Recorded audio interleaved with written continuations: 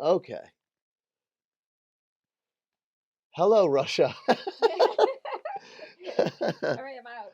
Bye, honey. Thank you for helping me. Corey, Love you guys. everybody clap for Corey. She's the I'm on she technical duty today, but no makeup on yet, so you know, I'm out of here. I am not very good with technology, so Corey and like five other people had to figure out how to have this happen. Okay. Привет. How's everybody doing? I miss being in Russia. I miss you guys so much. It's great to see you. Thanks for joining us here in our VK live thing. As a lot of people know, we have a new record coming out. I'm so very, very excited about it. The only bummer is honestly that we can't go to other places to play shows. We need to come to Russia. And there are lots of places that we would like to be touring right now that we cannot due to everything that's going on. So, other than that, we're very excited about the record. I'm very excited to be here to answer some of your questions. So, I am getting messages in English so I can actually read what they are saying. So, let me answer a few questions for you.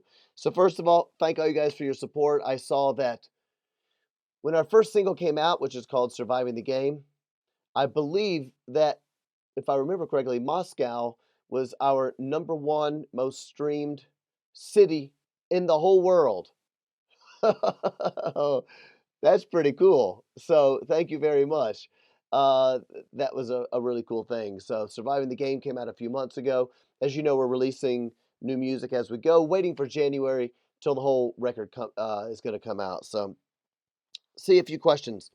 All right, here's what I'm asked. Number one, will the new album include songs featuring any string instruments like violins, cello, etc.? I'm trying to think of the record. There are some songs with violin and cello, stringed instruments. Probably the one that comes to mind the most is a song called "Valley of Death." I will probably talk about Valley of Death in a little while as well to say what the song is about because it's kind of personal. But Valley of Death has some strings in it and some orchestra that a lot of people would probably identify with Skillet songs.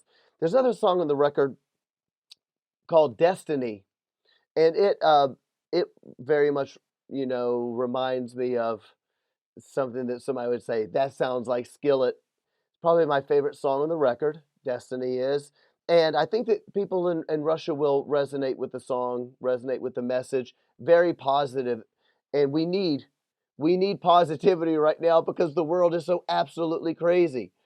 And I think people are looking for music to uplift them, to make them feel better, to help get them through a bad day, all that kind of stuff. So you'll hear a little bit of that, but probably not as much strings as on some of the other records. As you can tell in the songs that are released so far, the album is a little bit more guitar heavy. But pretty soon, in fact, this week, we will be releasing our third song, which is called Refuge. Refuge also has some strings. You'll hear it just at the very beginning of the song. It starts with strings and it's very emotional. Okay, let's see what else we got.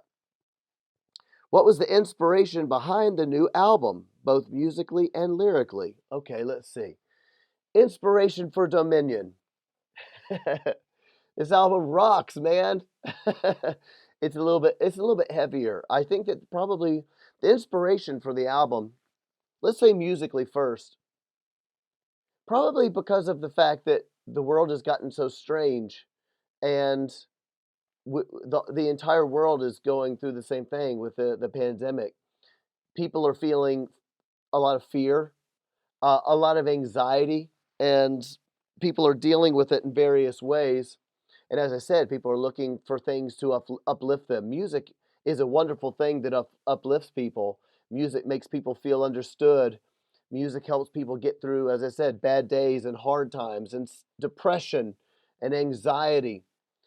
I don't know what it's like in Russia, but in America, we also have incredibly rising rates of suicide. And if you know Skillet, then you know that's something that I care very deeply about. I sing about depression and suicide and suicidal thoughts quite a lot in my music. I care for people that struggle with those things. So it has been a very dark time. Musically, I wanted to make Dominion about how I feel, which is that I am ready to just be like unleashed, like open the world back up. Let's get back to playing music. Let's get back to our lives. Let's do not let fear uh, control me. And so I wanted to have some music that was really aggressive, really exciting, and really heavy, and that is going to be an anthem for people to get fired up, get pumped up. And so the music on Dominion, what inspired that was I wanted that bigness, that big. In America, we call it arena rock, big arena rock. Fist pumping.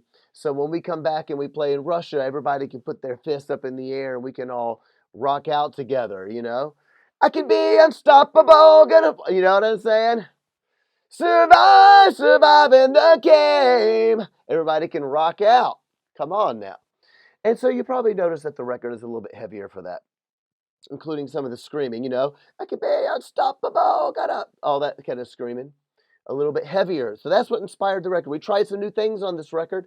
There's a tiny bit of rapping. You also may have noticed the song "Standing in the Storm" has a little bit of rapping in there. I still got some life in me. So things like that. That would be from influence of Linkin Park, Disturbed, and Korn and bands like that. Lyrically, what inspired the record Dominion is this a just what I like to call a positive rebellion. It is a positive rebellion because we're living in a time where you're not allowed to say certain things. You're not allowed to believe certain things. And if you say them on the internet, you may lose your ability to say them. If you say them in a song, there might be radio stations that will not play you because of what you say and what you believe. We're living in a time of great, I believe, great censorship and great self censorship. Self censorship is all that means is that you're afraid that you may lose your job if you say something, or that people may get mad at you and take you off of the internet, or whatever, and you're so frightened of that you don't say what you want to say because you're afraid of the repercussions. That means you're afraid of what somebody may do to you. So because of that, I think that we are seeing a time when our freedoms are being diminished. And I believe that every single human being in the world has a right to say what they believe. They should be able to say what they want to say. And I don't have to agree with people. I don't mind if other people say things that I don't agree with, because that should be their freedom to do so. I think that's how we can live in a better society, to where people can have open conversations. So you will hear those kind of lyrics on this record. It's a positive rebellion. It's standing up for what you believe in. You probably can hear that message in our second release, which is called Standing in the Storm. Standing in the Storm is about saying what I'm going to say what I believe, and no matter what comes at me, I'm going to stand my ground. I am absolutely not going to give up. Skillet has sung about those things for a long time, right? Like in the song "Awakened Alive," stand my ground and never back down. It's Jen that sings it, of course, but which is higher. Stand my ground and never back down.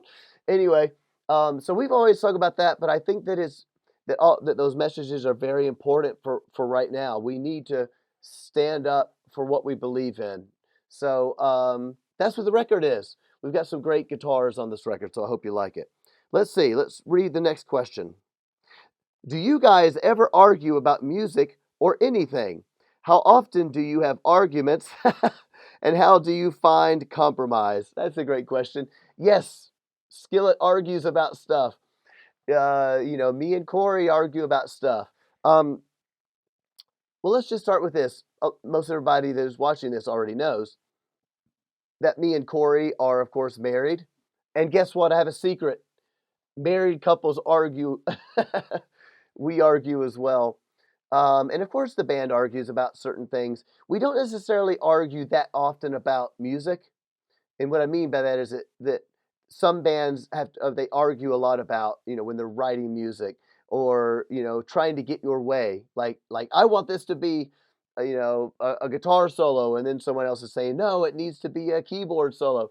We don't really argue about that sort of stuff that much.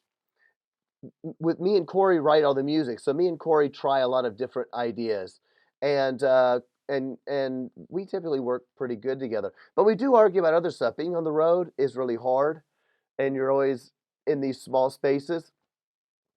When we come to Russia, we're not in our own bus, and we're traveling a lot by other, by planes and maybe like on the trains and things like that. And those small spaces when you don't know the language and you don't speak the language and you're not in your own bus, it can get really difficult. And so you just have to learn, I think, to forgive people. In English, we would say you have to have grace for one another.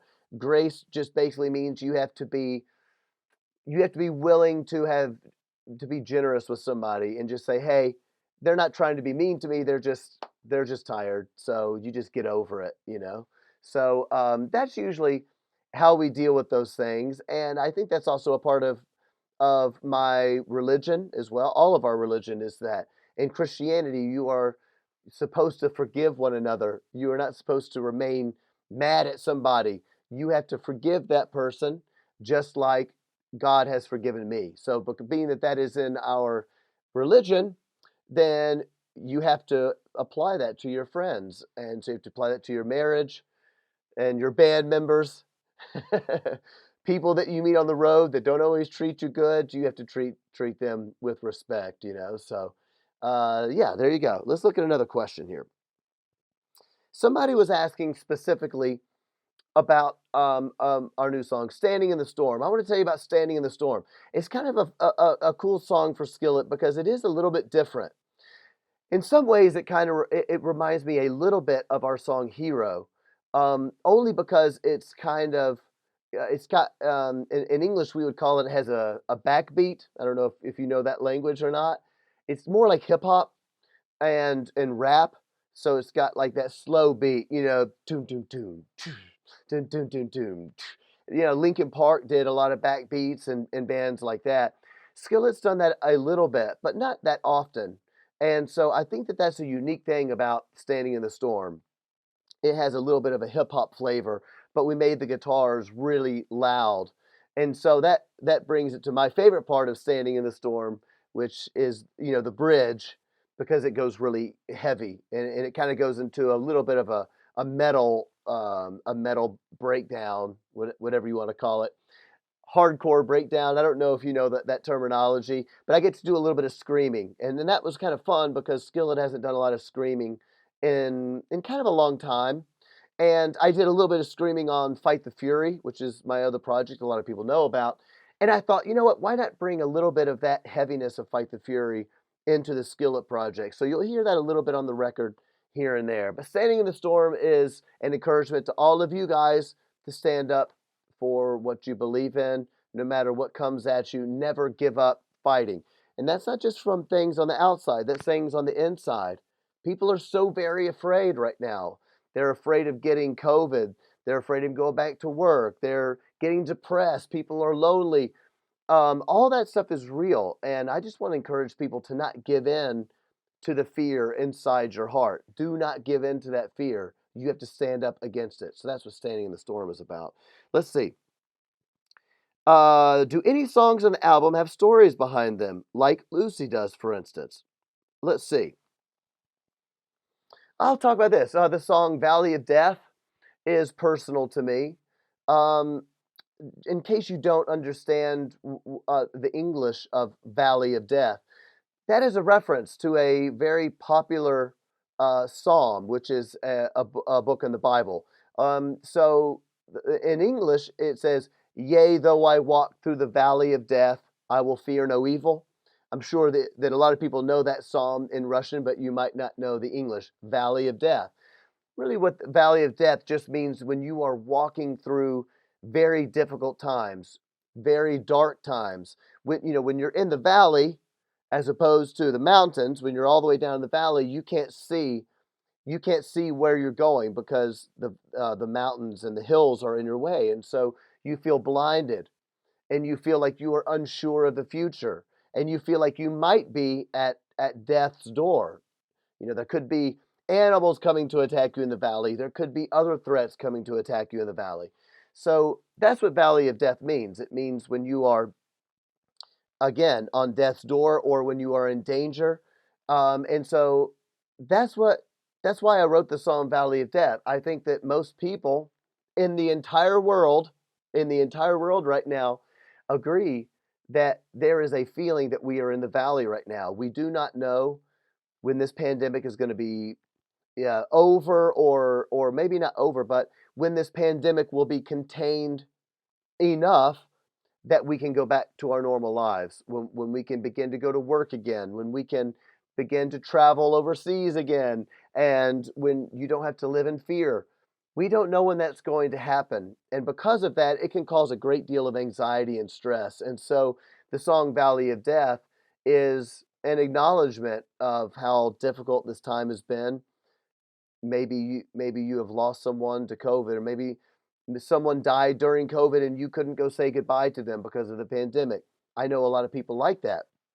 And so this is that's what the song is about. So it's very personal to me. I think when people hear it, you will recognize what it's about. And the song Valley of Death is it's looking back on my own life, and I'm thinking about what I've been through in my life. And am I happy with how my life has turned out? Am I happy with the decisions that I have made? Are there some things that I've done that I regret? So in English, we would say, I'm taking inventory of my life. I'm taking account for it, asking deep questions. So I think that that's pretty cool. There's another song on the record I'll tell you about called Shout Your Freedom. I will not tell you who I wrote this for, but you undoubtedly would know the person if I was to say it. It's a person not in my band, but I wrote this song, Shout Your Freedom, for a friend of mine who is in a rock band, who his life changed so much for the better. And this is someone who was addicted to drugs, had suicidal thoughts, um, uh, addicted to alcohol, was not happy with his life, someone that was very depressed and wasn't sure that he wanted to go on living. And long story short, this person ended up finding faith in God through reading the Bible. And I thought that was really amazing because his life changed so much. And so I wrote this song, Shout Your Freedom, for him because after he gave his life to Jesus, after he recognized that God was real, after that, he quit doing drugs, he quit drinking alcohol, he stopped having suicidal thoughts, and he became a great person of happiness and peace and joy. And so I liken that to that reminds me of freedom. That's what I'm saying.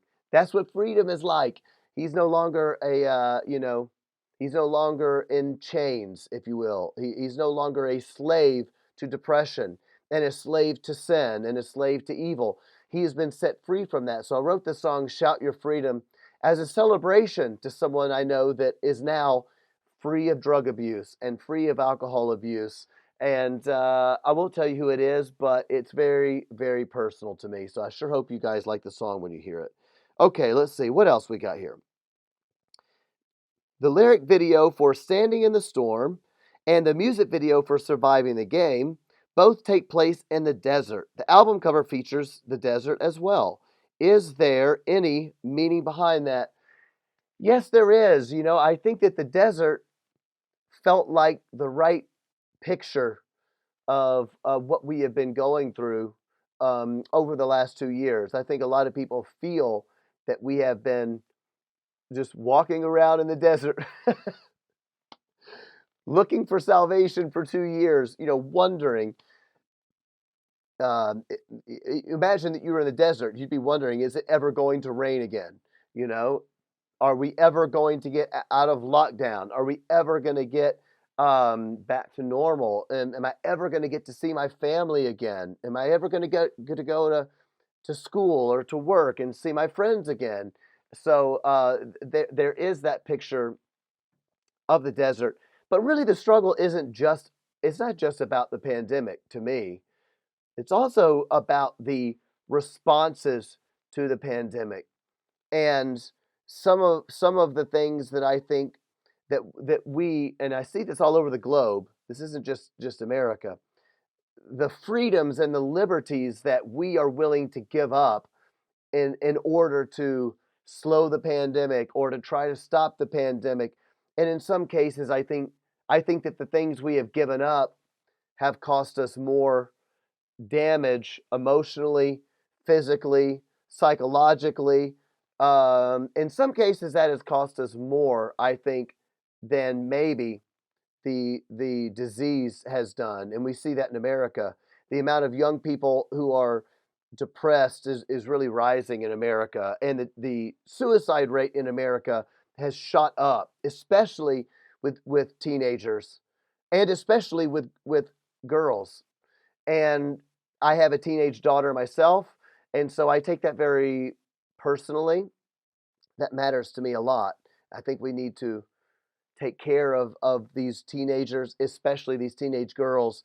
And I think that the lockdowns and all this has not been a great thing. And so the desert to me is just a perfect picture for all the things that I felt passionate about when writing the album. Let's see. Next, how difficult was it to become a musician? What was the hardest part of your career in the beginning? What inspired you to make your first album? Okay, let's see. My mom was a piano teacher. Some of you guys know that my mom taught piano, so I grew up playing classical piano. And some people may not know that my mom was very against rock music. My mom believed that rock music was evil. Rock music was from the devil, okay? And so my mom would not let me listen to rock music. And I began to love rock music when I was about, let's say, 12 years old. When I was 12 and I began to hear rock and roll, I was like, "Oh man, I love this so much." It made me feel good. It made me feel energized. It gave me energy and passion, and I wanted to rock out. And so, long story short, I began, singing when I was about 15 years old. I began writing my own songs when I was 16 because I had something I wanted to say. I had something that I believed in my heart, and I wanted to get it out to the world. And I've always believed that music helps people during their hard times. And music helped me during my hard times. My mom died when I was 15 years old. So after my mom died, music really made me feel better and made me feel not so alone. And I thought, if I could write songs that could help some of you guys out there feel not so alone, that would be really cool. And that is why I started writing music. How did I get started? I guess I just got started writing, and I began singing my songs. I would sing them to anybody that would listen, whether they were good or not. I would sing songs to my friends at my school, anywhere in town that would let me set up and sing. I would do that, and I just began to get more and more people that would listen to me. In English, we call that grassroots. I don't know if you know that word, but grassroots just means that you are creating a fan base and a following on a very local level. And of course, we didn't have the internet back then. I know. That makes me sound old. We didn't have the internet, so grassroots was literally getting your local community, people in the neighborhood where you live or where you work, the music venues in your own city. That was just getting a buzz going. Now you can do that on the internet, but you still can do what they call grassroots campaigns. And what that means is maybe you don't need a label, maybe you don't have the ability to have radio, which is what you really need. You really need radio success. But if you don't have that, that's okay. You can still get started. And the people in your city at those clubs and venues, people online, you can make music and put it up on your website, and people can go and word of mouth start spreading. So that's how I started. All right, what else we have here? How did you feel after finishing your debut album? Oh my gosh, that's an old That's an old question. Do we wait for it to ever be remastered? My debut record came out in 1996, so it probably should be remastered. It's a long time ago. 25 years. We're celebrating 25 years of Skillet. Woo! 25 years, baby. How did I feel? I honestly just couldn't believe it. I was shocked. I couldn't believe that I had an album. Now, you also have to remember that back then, um, it was much more difficult to make an album back then. Now, because of technology, a lot of people have technology even at their house or on their computer. People have things, again, in English, we call them like GarageBand or Pro Tools or various ways to record digitally. You can record digitally at your house. We could not do that back then. So you had to have a lot of money to invest into making an album, like a lot of money. And if you didn't have a lot of money, then whatever album you made, it would sound like poor quality. Everyone would know that you didn't have any money. Everyone would know that it wasn't really an album.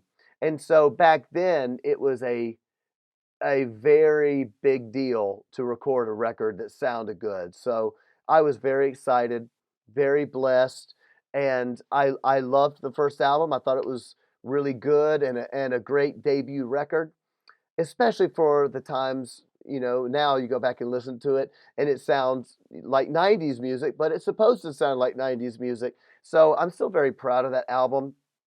And I'm also a firm believer that you should always be thankful for every step in your life that takes you to where you want to go. You have to take step number one before you get to step number two, and always be thankful for what you have. And I was always thankful for that, even though it was not very successful. It took Skillet about 10 years, 11 years to become successful, and that was on our record Comatose, which was probably, what was that, our fifth record? We had our first record, Hey You, I Love Your Soul, Invincible, Alien Youth, Collide. So Comatose was our sixth album. It took us 6 records to become successful. So always be grateful and thankful. Next question. What is your favorite song from the first album? And which one was the most difficult to record? Probably my favorite song from our first record was probably the first song on the album. It was called I Can. That's probably my first one. Sometimes you try to put your best song first. I think I liked it because it was really heavy. It had a great opening guitar riff and very hard 1990s hard rock grunge. We had a great distortion pedal for any guitar players watching it that like gear. Back then, as I said, we didn't have software. You didn't have GarageBand. You didn't have Guitar Rig and all these various software programs. So you had to get the sound that you wanted before you record the guitar parts. It had to be perfect. And we found an awesome guitar pedal. It's called a Mesa, the brand Mesa, like Mesa Boogie. It was a Mesa V-Twin guitar pedal, and man, it sounded good. And we put it through a Marshall cabinet, and we just turned up that Marshall amp. Excuse me, I meant to say Marshall amplifier and cabinet, and we turned it up as loud as it would go. And we put that Mesa V-Twin pedal on it, and it's just got a great sound. And it's just slightly out of tune. You can hear because we had tuned the guitar down, and you can hear the strings just going slightly out of tune, which I really thought was cool. That also reminds me of like early 1990s Corn. The band Corn. The early Corn records had that same sound, like detuned, and it made the strings sound slightly floppy. You guitar players know what I mean? It's where you tune down the string so much that the string kind of it goes like that, and it gives it like a slight wobbly sound to it, and it makes it sound dark and heavy. I don't know. I thought it was kind of cool. Let's see what else we got here. Next, do you talk to guys from the early Skillet years, Ken and Trey? Yes, I do. What do you miss the most about those years? I do talk to Ken and Trey.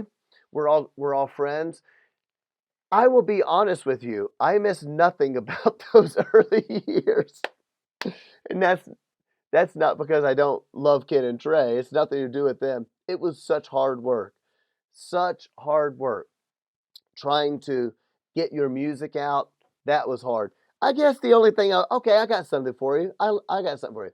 The thing that I miss about those years was that back then music was different than music is now. Back then, rock music was popular, meaning not just popular with rock fans. Rock music was played on pop radio. So at the time when we first came out, you would hear Britney Spears song or a pop artist like that, and you would hear a corn song on the radio on the same station. And because of that, I think that rock music was more experimental. You could do more. You could be more out of the box and try new things. And I kind of missed that. That was really fun because everybody liked rock music. Now what you have is that most music fans are all broken up into niches, and it's less like this in Europe than it is America. But it's all broken up into niches. The people that listen to pop music do not ever listen to rock, and they certainly never listen to metal.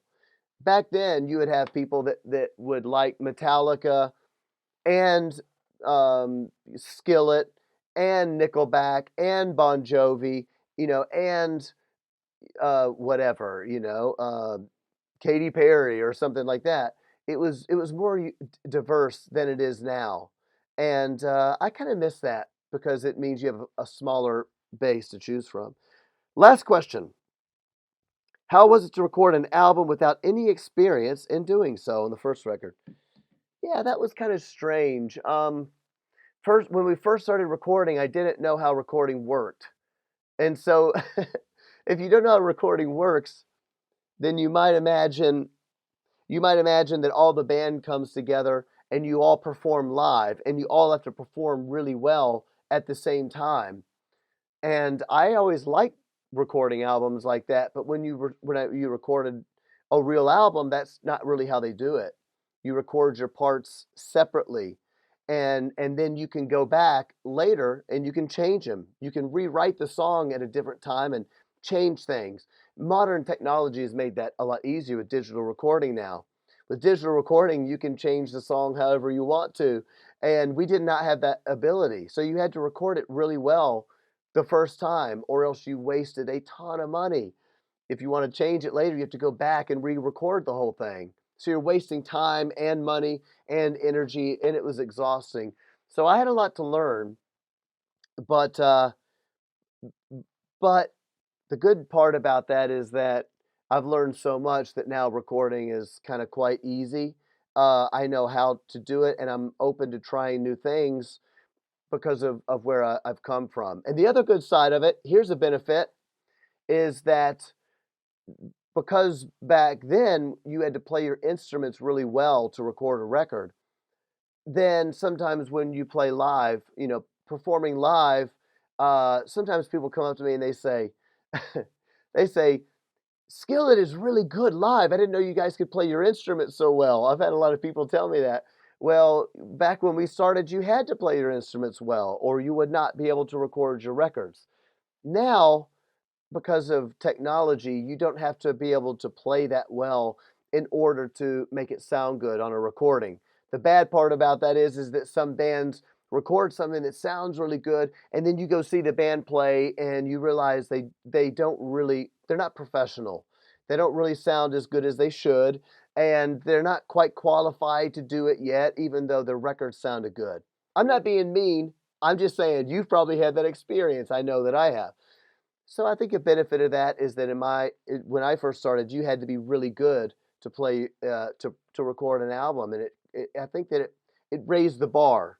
That's a good American expression. It raised the bar. This is how good you have to be, and so we all strived to get better. So that's it. Anyway, I want to say a huge thank you to all of the Russian fans. We love you guys. I miss coming to Russia so much. I miss it so much. And in fact, I have like coffee mugs, and they say, Moscow, St. Petersburg, they have various cities from where I've been.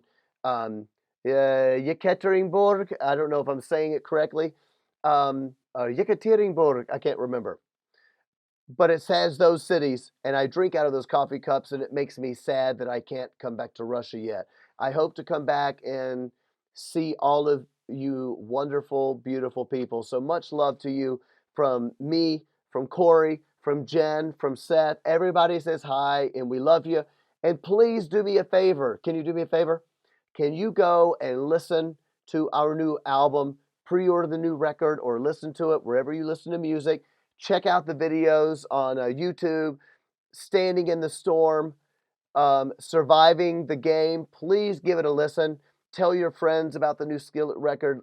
Be on the lookout this week for a new Skillet single called Refuge. It is a ballad, so it's a softer song. It's one of the softest songs on the record. We're releasing that next. And other than that, we love you guys. Peace from America. I hope to see you soon. Later, guys.